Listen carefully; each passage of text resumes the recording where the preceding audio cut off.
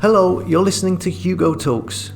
So today we see that Germany begins their 4-week national lockdown, and France, who are already in a 4-week national lockdown, they've announced that they are copying that same weird, pointless, non-essential rule in supermarkets. So in France now, you won't be able to buy clothes and non-essentials or whatever they deem as non-essentials in the supermarkets. Same rules, same regulations, different countries.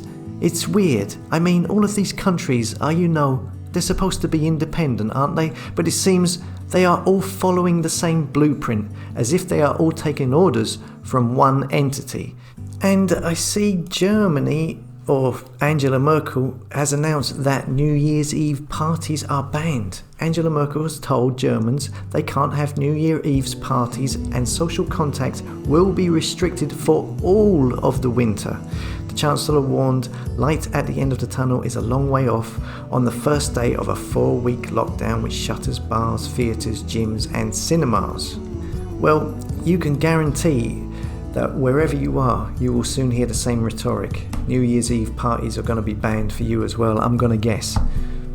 If you are one of these people that think lockdown is a good idea, don't you find that a bit strange? That they all seem to have these same rules and regulations, they all seem to be doing exactly the same thing.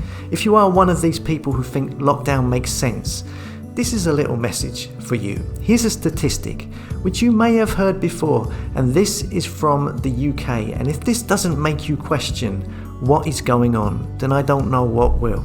In the month of January 2018, in the UK, 64,000 people died, and of that, 22,000 were from the flu. That's in 1 month, January 2018.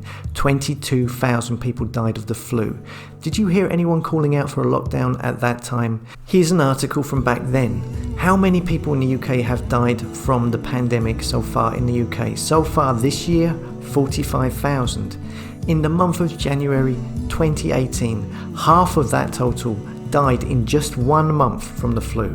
How can you see that statistic and not think this doesn't really make any sense? You may argue, but this virus is far more severe and this is being done for safety. It's safety that is paramount. It's the main issue. Do you not realize that these lockdowns are going to do what they're going to do to the financial stability of the country? Do you understand what a financial collapse will entail? Already I've seen financial experts talk about what could happen next year when banks start to collapse. I mean, you've heard of a bank bailout, yes? Well, next year, when the banks start crashing, there's every chance the government, they won't have any money left to bail the banks out. That's when it will all start to affect us. They start to do something called bank bail-ins. What's that? Well, a bank bailout is when the government injects capital into the banks to enable them to continue to operate, while a bail-in is when the banks help themselves to your savings in order to keep them from going broke. And they can legally do this. Take your money to stop them from crashing. It says here, a bank can undergo a bail-in quickly through a resolution proceeding which provides immediate relief to the bank. The obvious risk to bank depositors is the possibility of losing a portion of their deposits. Now, how much they can take, etc., depends on the laws of whatever country you're in. Now, I've seen a few economists start talking about this. No wonder all of these countries, UK, Ireland, France, Germany, Spain, are all talking about bringing in a universal basic income as detailed in the Great Reset. As by the time this is all done with, there's going to be a lot of people walking around with no money, no job, their savings gone.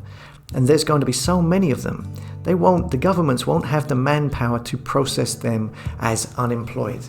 Too many of them. So just give out a universal sum of money to everyone in the country. Makes it easier for them. So with the earlier statistic in mind, and this future, which looks like it's going to happen, can you really tell me this makes sense? As always, thanks for listening. Don't forget to like, comment and subscribe.